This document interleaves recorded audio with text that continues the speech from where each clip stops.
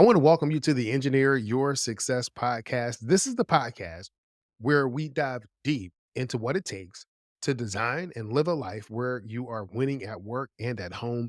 My name is Dr. James Bryant, your host for the show, and it is my pleasure to guide you on your journey to achieving success both in business and in life.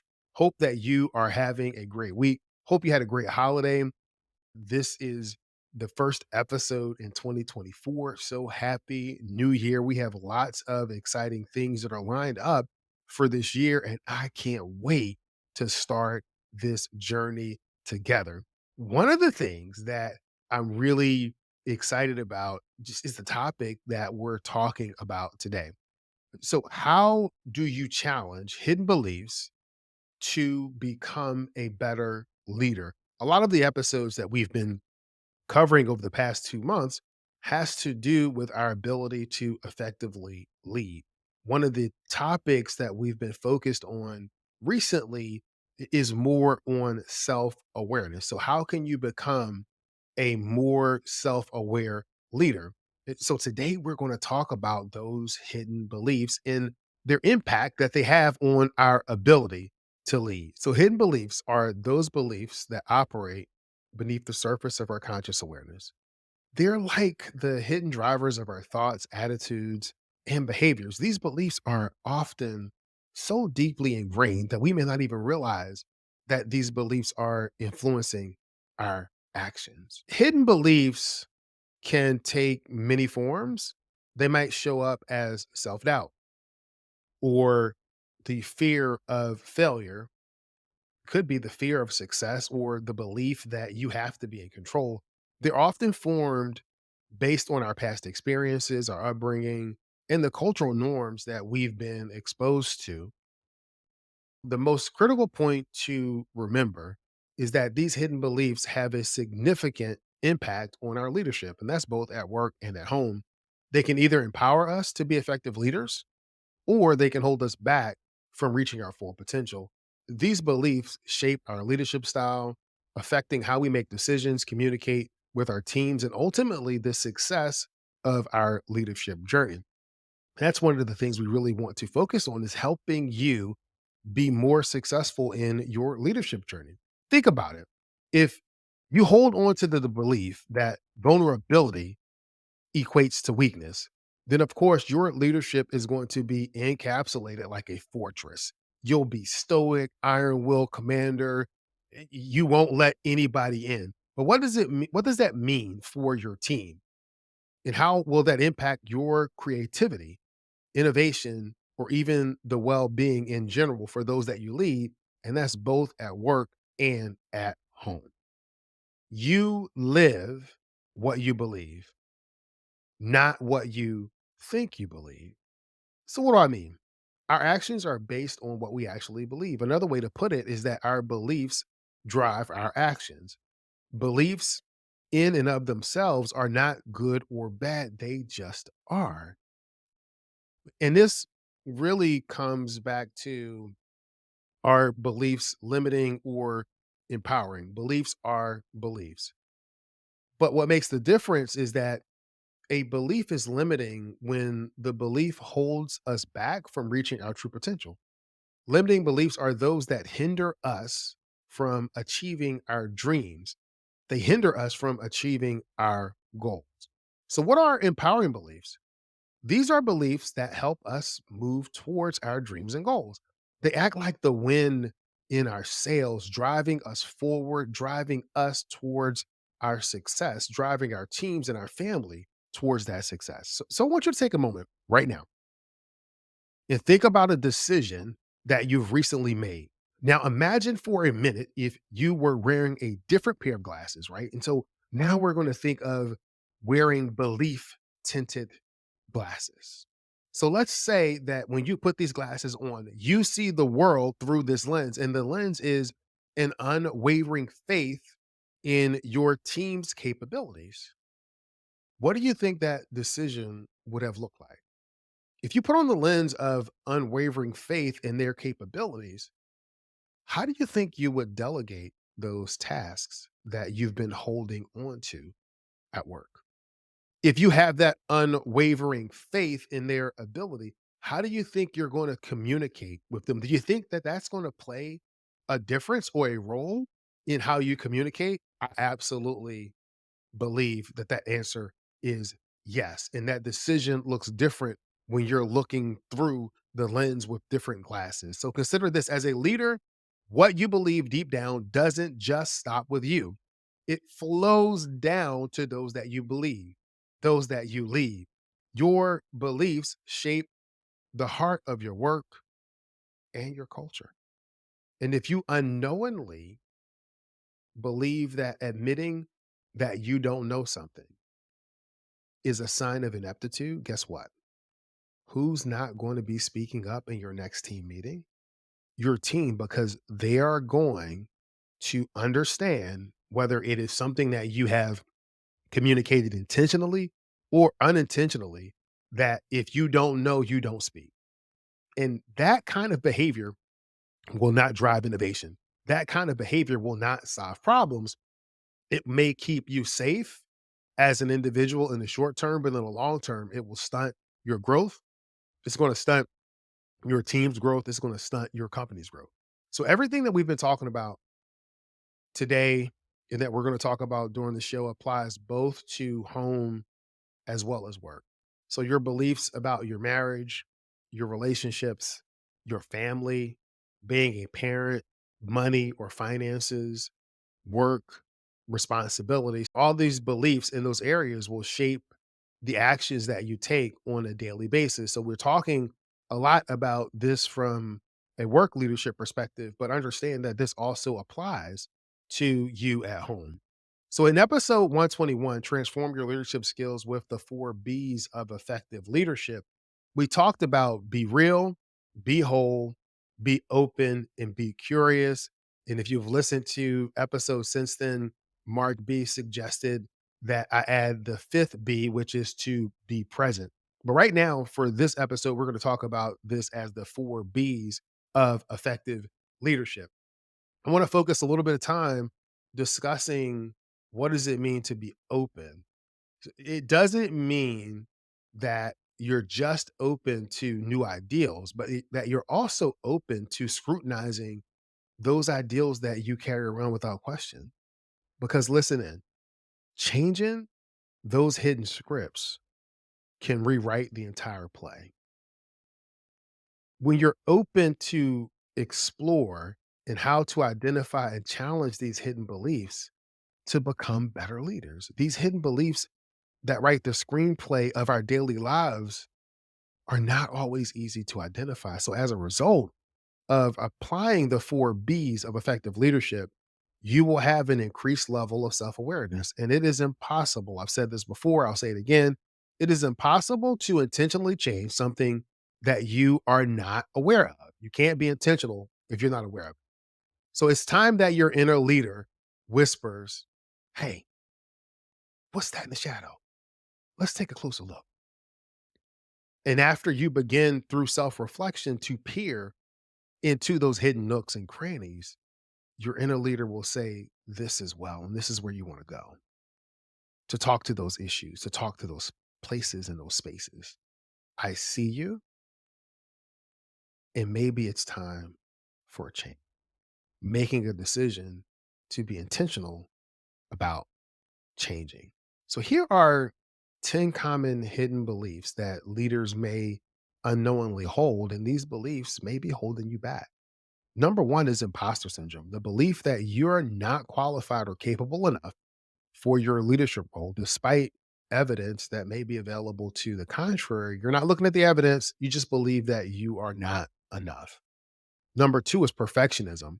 So, this is the relentless pursuit of flawlessness, often that leads to unrealistic standards and a fear of making mistakes. Number three is a fear of vulnerability. So, the avoidance of showing vulnerability or admitting when you don't have all the answers, that can hinder genuine connection with your team, and it can hinder your ability to get help or to allow them to grow by filling in those answers. Having a fixed mindset would be number 4. So that's the belief that your abilities and intelligence are fixed traits, and that leads to resistance when faced with challenges or opportunities for growth. Number 5 is the need for total control. So the ideal that you must have control over every aspect of your team or your projects, that's awfully stifling, and it stops creativity and innovation and growth. Number 6 is having this all or nothing thinking. So viewing situations in extreme terms, such as success or failure with no middle ground, that can lead to unnecessary stress and actually creates a blind spot where you can miss opportunities. Number 7 is fear of conflict. So avoiding difficult conversations or conflict, which can hinder constructive feedback and the growth of your team. And again, your personal growth as well. Number 8 is micromanagement, the belief that you need to oversee every detail of a project that can stifle employee autonomy and their motivation. Number 9, people pleasing, prioritizing the desires and expectations of others over your own needs, often at the expense of effective decision making. And number 10 is over competitiveness. I think you do need to have some sense of competitiveness, but when you begin to view leadership as a constant competition with others rather than a collaborative effort for the benefit of the team where you are leading your team, that can become an issue. So recognizing these and other hidden beliefs, that's the first step towards addressing and challenging them. Awareness is key to both personal and professional growth. So, what are the consequences if you're going to leave these hidden beliefs unchecked or unchallenged? When you think about it, these beliefs are not just affecting you as an individual, but they have a ripple effect and an impact on your entire team and your work environment, as well as your entire family and what's going on at home. And if you leave these beliefs unchecked, you will have an unfulfilled life. You will not have a meaningful, joyful existence at work or at home if these things are unfulfilled, because you will know that something is not right. And to sum it up, I think that when you don't challenge these beliefs, when you are not being self reflective in this way, you're going to have ineffective leadership that is just absolutely uninspiring.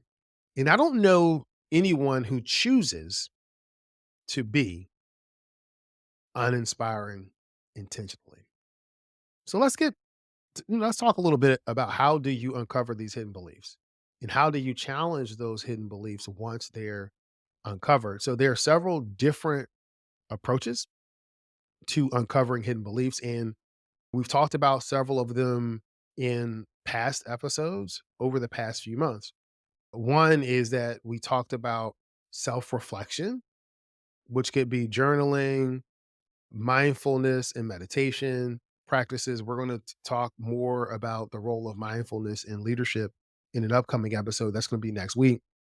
We've also talked about seeking and accepting feedback, paying attention to those things that trigger a negative reaction. But all of these things are you being a little bit more aware. Like I said, next week, we're going to dive deeper into the role that mindfulness plays in effective leadership because I really want you to be able to lead with presence. Two of the tools that we discussed in episode 125, which is 3 tools to help you unlock the transformative power of self awareness.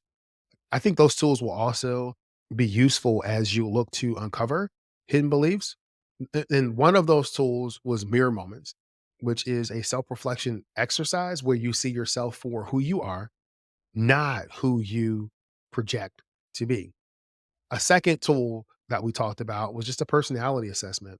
There are several types of assessments, but in that episode, we discussed the Maxwell DISC assessment. And so if you're interested in taking the Maxwell DISC assessment, There is a link in the show notes that can lead you to more information about taking that particular assessment. But in general, these exercises and assessments, they help you to become more self-aware. Uh, And I'll mention it again. It is hard to intentionally change something if you are not aware that that something exists. It's just difficult. I want to add something here. The hidden beliefs or beliefs are not good or bad. They just are. But here are some questions that you can ask when you're thinking about uncovering those hidden beliefs. And that is, how is this belief serving me right now? Is it helping you reach your goals or not? Does this belief help me show up in life the way that I want to show up? For instance, does this belief help me to be the best parent, husband, wife, friend, leader, coworker? Does it really? And if it's not, then you have to begin to challenge those assumptions. So you actively question your assumptions and beliefs. When you notice that a belief is influencing your actions or decisions, you can ask yourself, why do you hold on to that belief and whether it's still valid? You do want to look for evidence that supports or contradicts your beliefs and be open to revising those beliefs as new information comes in. So, some of the methods that you can use to counteract those negative narratives, one would be to adopt a growth mindset. So, growth mindset is the belief that your abilities and intelligence can be developed with training and learning. When you embrace this mindset, you become more resilient in the face of challenges. You're more open to learning from mistakes and you're more willing to take risks. It's a powerful tool for countering the negative self talk and limiting beliefs. Another approach is to reframe your thoughts, just reframing. And so you may or not